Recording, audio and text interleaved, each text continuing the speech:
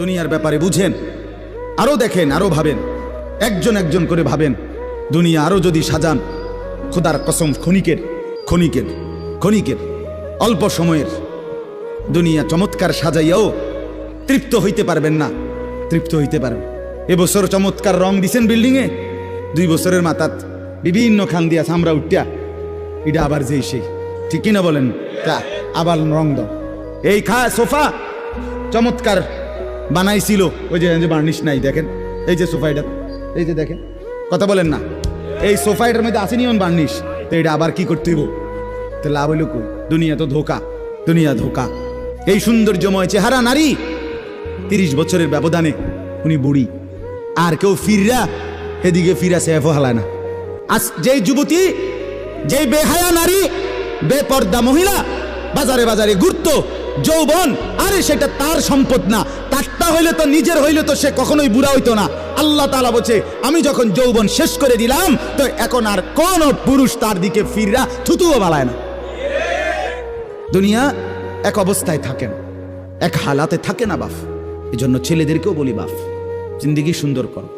তোমার এই হাসি থাকবে না, তোমার এই সুস্থ সুন্দর সুঠাম দেহ থাকবে না। আন্তরিকতা নিয়ে শুনলে, নিজের ভিতরে নেক মানসিকতা যদি থাকে, গ্রহণ করার মানসিকতা, তাহলে অল্প কথাতেও ফায়দা হয়। আর গ্রহণ করার মানসিকতা না থাকলেও 50 বছর শুনলেও গুনার অভ্যাস ছুটে না।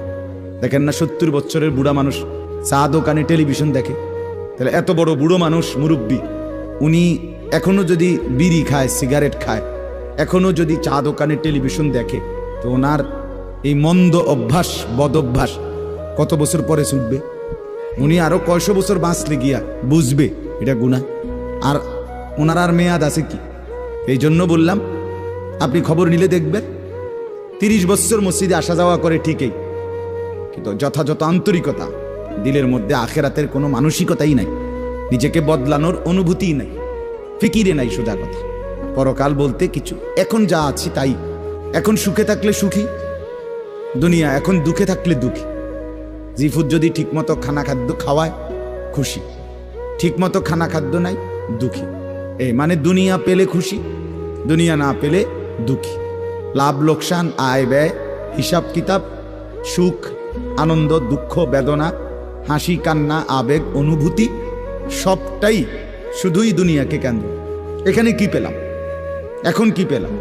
ইনহিয়া ইল্লা হায়াতুনা দুনিয়া নামুতু ওয়া নাহইয়া। আল্লাহ তাআলা বলেন, নাফরমান আর পাপীদের জীবন কেমন হয়? কোরআনে আল্লাহ বলছেন,